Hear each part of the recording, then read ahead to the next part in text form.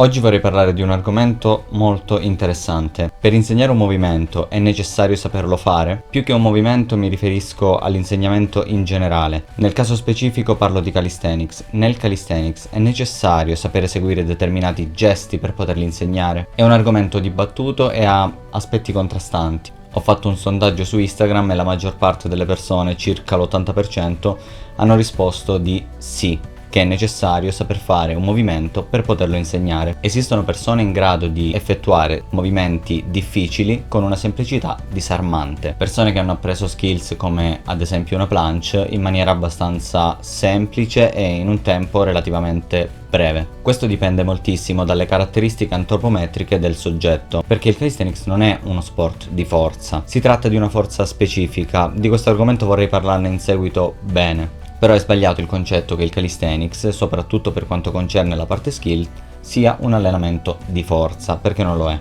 Andiamo a vedere cosa succede nello specifico. Se mettiamo a confronto due persone, una con delle caratteristiche favorevoli, braccia lunghe, gambe molto leggere, con una ripartizione del peso orientata verso la parte superiore del corpo, e un altro invece nella norma, con una ripartizione del peso uniforme e con nessuna caratteristica particolare che potrebbe dargli un vantaggio nelle leve delle skill. Queste due persone iniziano il percorso per apprendere la planche. Per chi non fosse del campo, ma la vedo difficile, la planche è l'orizzontale prona. Vi lascio un link in descrizione caso mai dovesse capitare nel video qualcuno che non sa cos'è la planche. Può succedere.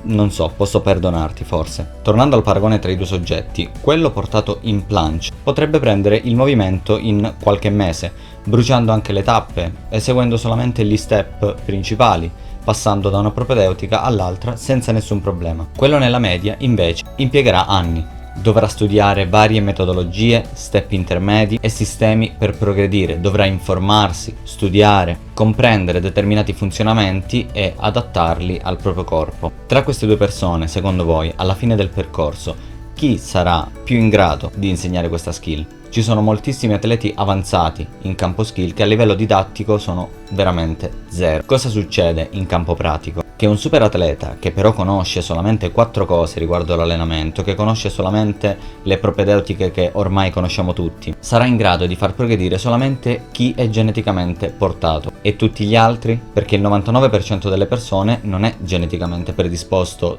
soprattutto per uno sport come il calisthenics, e la maggior parte della gente non risponde a quelle 4 propedeutiche che conosciamo, non risponde a quei 4 esercizi che troviamo sui tutorial di YouTube. L'allenamento è una scienza, non è una gara a chi sputa più lontano, a chi è più grosso o a chi ha più secondi di un'isometria. Saper fare è una cosa molto importante, però fino ad un certo punto. Certo, non sto parlando di un istruttore che non sa fare neanche una trazione o che è ad un livello atletico ridicolo. Non estremizziamo né da una parte né dall'altra. Mi riferisco proprio a livello atletico esagerato. È veramente necessario per insegnare. Certo, è un punto in più, però se hai anche la competenza. Per come la vedo io, i parametri per valutare un istruttore sono ben altri. Non sono di certo i secondi di planche, ma la competenza, l'esperienza, la capacità di esporre in italiano anche, che dovrebbe essere importante, l'empatia verso i propri allievi e la capacità di trasmettere qualcosa. Se fossero i parametri come planche a dettare le capacità di un istruttore, quindi più secondi di planche, più bravura ad insegnare,